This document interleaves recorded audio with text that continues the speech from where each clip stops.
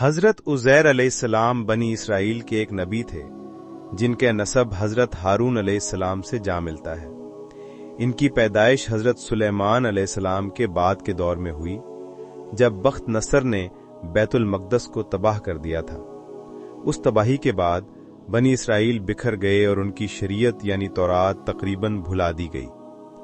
حضرت عزیر علیہ السلام کو اللہ نے غیر معمولی علم عطا کیا، خاص طور پر تورات کا، اور وہ اپنے وقت کے سب سے بڑے عالم اور حافظ تورات مانے جاتے تھے۔ قرآن مجید میں حضرت عزیر علیہ السلام کا سب سے مشہور واقعہ سورۃ البقرہ میں ذکر کیا گیا ہے۔ ایک مرتبہ وہ ایک اجڑے ہوئے شہر سے گزرے جسے بعض مفسرین نے بیت المقدس قرار دیا ہے۔ یہ واقعہ اس وقت کا ہے جب بخت نصر نے بیت المقدس پر حملہ کیا اور پورے شہر کو تباہ کر دیا۔ بنی اسرائیل بکھر گئے، گھر اجڑ گئے اور پورا علاقہ کھنڈر بن گیا۔ حضرت عزیر علیہ السلام ایک دن گدھے پر سوار ہو کر گزر رہے تھے۔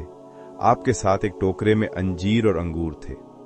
جب آپ نے یہ اجڑا ہوا شہر دیکھا تو حیران ہو کر کہنے لگے، اللہ اس بستی کو موت کے بعد کیسے زندہ کرے گا؟ یاد رہے یہ بات شک کی وجہ سے نہیں تھی بلکہ تعجب اور اللہ کی قدرت کو دیکھنے کے شوق سے کہی تھی۔ جیسے حضرت ابراہیم علیہ السلام نے کہا تھا، اے اللہ مجھے دکھا کہ تو مردوں کو کیسے زندہ کرتا ہے۔ اللہ تعالیٰ نے حضرت عزیر علیہ السلام کو اپنی قدرت کا عملی مظاہرہ کرانے کے لیے 100 برس کے لیے موت کی نیند سلا دیا۔ ان کا جسم اسی طرح رہا، ان کے پاس موجود انجیر اور انگور بالکل تازہ رہے، ان میں ذرا بھی بدبو یا بوسیدگی پیدا نہ ہوئی، لیکن ان کا گدھا مر گیا اور ہڈیوں میں بدل گیا۔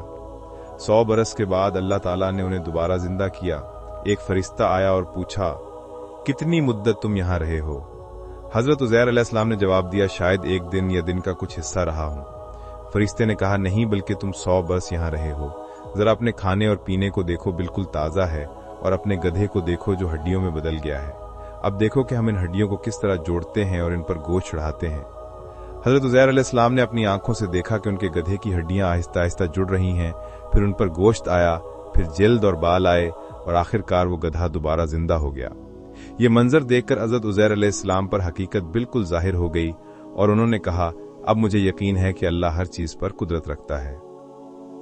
جب حضرت عزیر علیہ السلام کو اللہ نے 100 سال کی نیند یعنی موت کے بعد زندہ فرمایا تو وہ اپنی آنکھوں سے گدھے کے دوبارہ زندہ ہونے کا منظر دیکھ چکے تھے۔ اب وہ اپنے گاؤں، اپنی بستی کی طرف روانہ ہوئے جہاں وہ 100 سال پہلے رہتے تھے، لیکن جب وہ وہاں پہنچے تو سارا ماحول بدلا ہوا تھا۔ وہ پہچاننے والوں کو تلاش کرتے رہے مگر کسی نے انہیں پہچانا نہیں، کیونکہ وہ خود تو اسی عمر میں زندہ کیے گئے تھے، لیکن ان کے پورے رشتہ دار، دوست، احباب اور ہم اثر سب وفات پا چکے تھے۔ نئی نسل آ گئی تھی اور لوگ انہیں ایک اجنبی کی طرح دیکھتے تھے۔ تاریخی روایات میں آتا ہے کہ حضرت عزیر علیہ السلام کی اپنی ایک باندی یعنی لونڈی تھی جو بہت بوڑھی ہو چکی تھی۔ اس کی عمر اس وقت تقریباً 120 برس کے قریب ہو چکی تھی۔ جب حضرت عزیر علیہ السلام نے اس کے دروازے پر دستک دی اور کہا، میں عزیر ہوں، تو وہ حیران ہو کر بولی، عزیر تو 100 سال پہلے وفات پا گیا تھا۔ اس نے ان کی بات پر یقین نہ کیا۔ پھر حضرت عزیر علیہ السلام نے کہا، اگر میں واقعی عزیر ہوں تو میرا گواہ میرا رب ہے، لیکن تمہیں یقین آ جائے گا اگر تم مجھے دیکھو، اللہ نے مجھے دوبارہ زندہ فرمایا ہے۔ اس لونڈی نے کہا، ہاں عزیر کی ایک نشانی مجھے یاد ہے، اس کے جسم پر ایک خاص نشان تھا، مفسرین کے مطابق دھبا یا کوئی زخم کا نشان۔ جب اس نے غور سے دیکھا تو واقعی وہی نشان موجود تھا۔ تب اسے یقین آیا کہ یہ واقعی حضرت عزیر علیہ السلام ہیں جنہیں اللہ نے دوبارہ زندہ کیا ہے۔ اب جب حضرت عزیر علیہ السلام اپنی قوم کے بیچ گئے تو لوگ حیران رہ گئے۔ وہ انہیں پہچانتے نہ تھے، لیکن ان کی گفتگو، ان کا علم اور سب سے بڑھ کر ان کا تورات یاد ہونا سب کے لیے حیرت کا باعث تھا۔ بنی اسرائیل میں اس وقت تورات تقریباً ختم ہو چکی تھی، لوگ صرف چند ٹکڑے جانتے تھے، لیکن جب حضرت عزیر علیہ السلام نے اپنی قوم کے سامنے پوری تورات زبانی سنائی تو وہ سب حیران رہ گئے۔ بعض روایت کے مطابق ایک بزرگ عالم کے پاس بھی کچھ اصل نسخے کے اجزاء محفوظ تھے، اور جب حضرت عزیر علیہ السلام نے تورات سنائی تو وہ بالکل اصل کے مطابق تھی۔ یہ وہ وقت تھا جب بنی اسرائیل نے ان کے مقام میں غلو کرنا شروع کر دیا۔ انہوں نے کہا کہ عزیر اللہ کے بیٹے ہیں۔ یہ بات غلط اور باطل تھی، لیکن یہ اس شدت حیرت کی وجہ سے تھی جو انہوں نے حضرت عزیر علیہ السلام کے دوبارہ زندہ ہونے اور تورات کے کامل علم کو دیکھ کر محسوس کی۔